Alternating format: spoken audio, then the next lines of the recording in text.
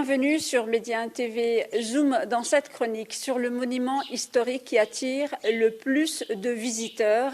Et pour cela, je vous emmène dans la ville ocre, à Marrakech, et plus précisément dans cette magnifique bâtisse qu'est le palais Bahia. Et pour nous en parler, j'ai le plaisir et l'honneur d'avoir à mes côtés Madame Hanan Lepchir, conservatrice donc du palais Bahia. Madame Lepchir, merci beaucoup d'avoir accepté notre invitation. Ma toute première question, est-ce que vous pouvez nous raconter un peu l'histoire de ce palais? En fait, le palais Bahia compte parmi les plus beaux palais marocain du XXe siècle. D'ailleurs, son appellation, la Bahia, évoque le charme qu'il détient. La Bahia, la ravissante, la resplendissante, la merveilleuse. C'est un palais qui a été bâti sur des périodes épisodiques. D'abord en 1866 par Abi Imran Moussa ben Ahmed ben Mbarak, qui était un grand vizir, le chambellan des deux sultans alaouites, Sidi Mohammed ben Abdelrahman et El-Hassan Ier. Et puis il a été élargi, agrandi, rénové, embelli par son fils Bahmed, qui était le hajib du sultan Moulay Hassan Ier et le grand vizir et le chambellan du sultan Moulay Abdelaziz.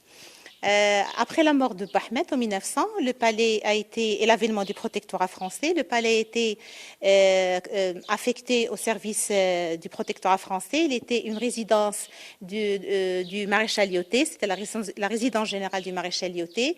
Et après l'indépendance, il a été affecté au service des palais royaux. C'était une résidence du feu majesté Mohammed V, de l'émir Moulay Abdallah.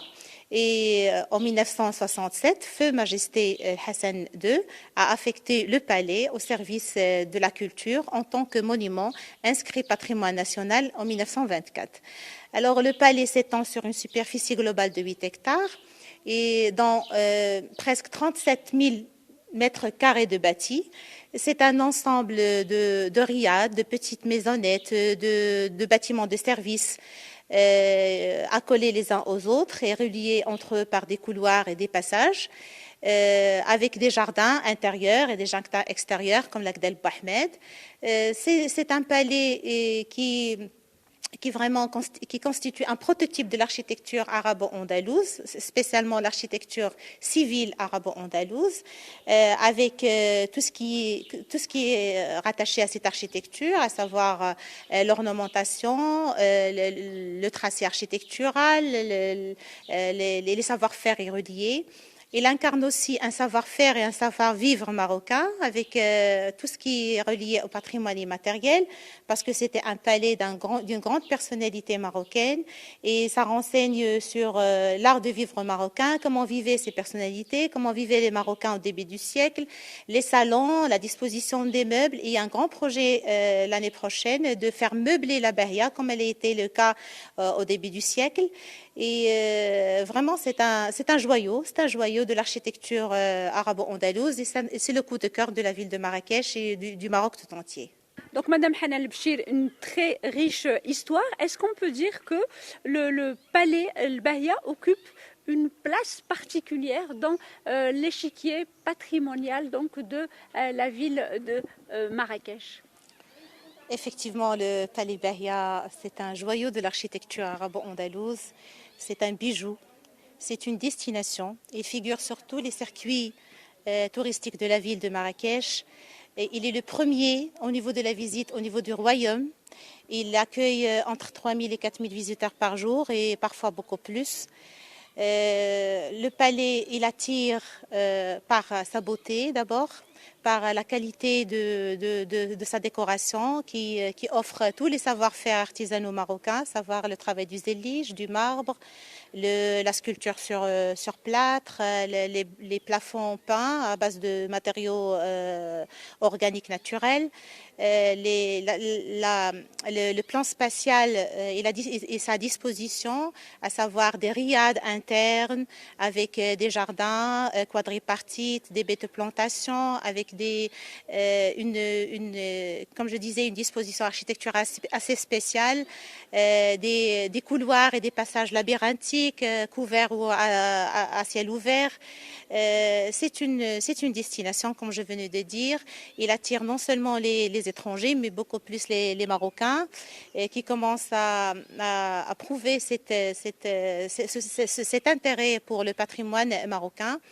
Et la Bahia, c'est Marrakech. Et tous les visiteurs du Marrakech, ils ne manquent pas l'occasion pour visiter ce palais merveilleux.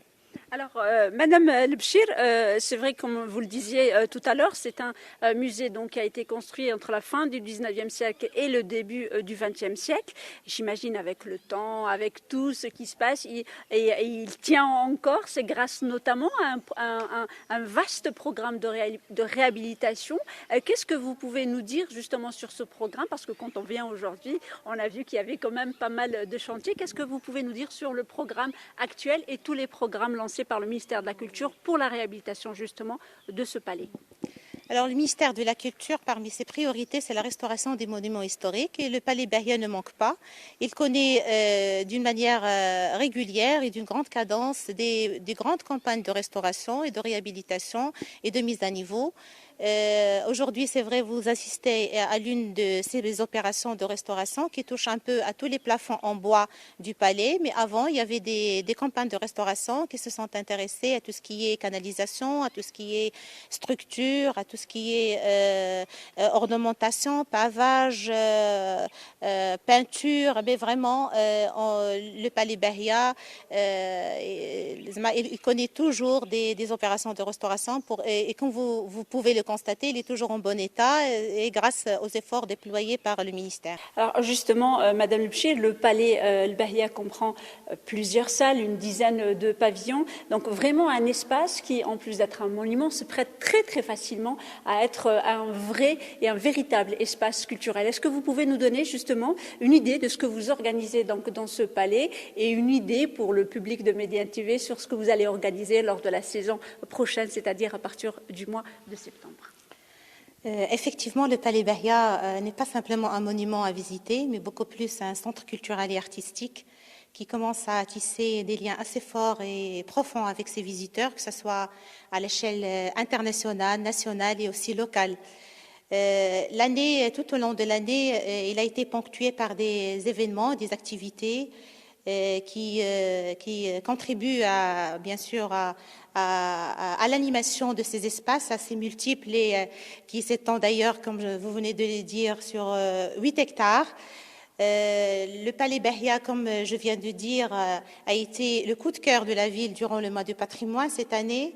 Il a accueilli des activités multiples et variées, allant des soirées musicales, des conférences, des ateliers de peinture, d'écriture, de poésie. Il a accueilli le grand docteur Jean Beda dans une conférence autour des archives du Maroc.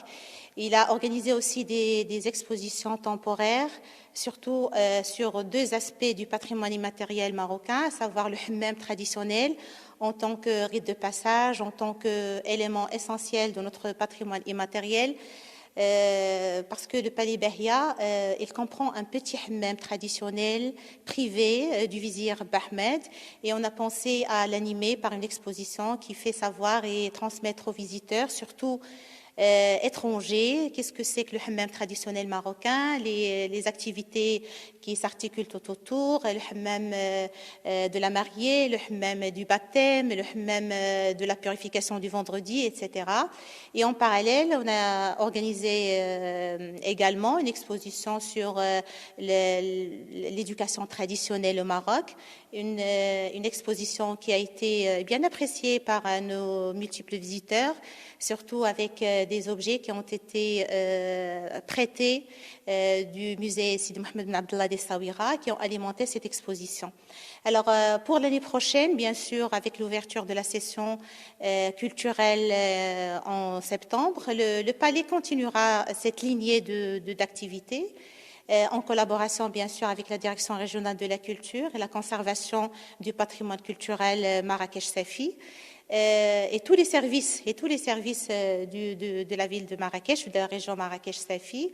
Les activités programmées sont aussi riches et variées cette année, Inch'Allah, et on aura une grande exposition en collaboration avec des institutions du pays, une exposition qui va durer 6 mois.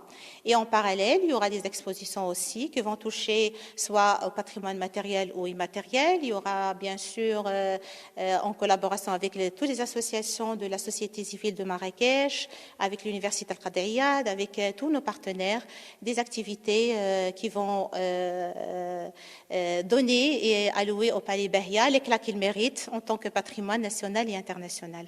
Merci beaucoup, Hanan Delbchir, d'avoir répondu à nos questions. Je rappelle que vous êtes la conservatrice du Palais Bahia, ici à Marrakech. Et merci à vous, chers téléspectateurs, de nous rester si fidèles. L'information se poursuit sur nos différents canaux sur Média TV.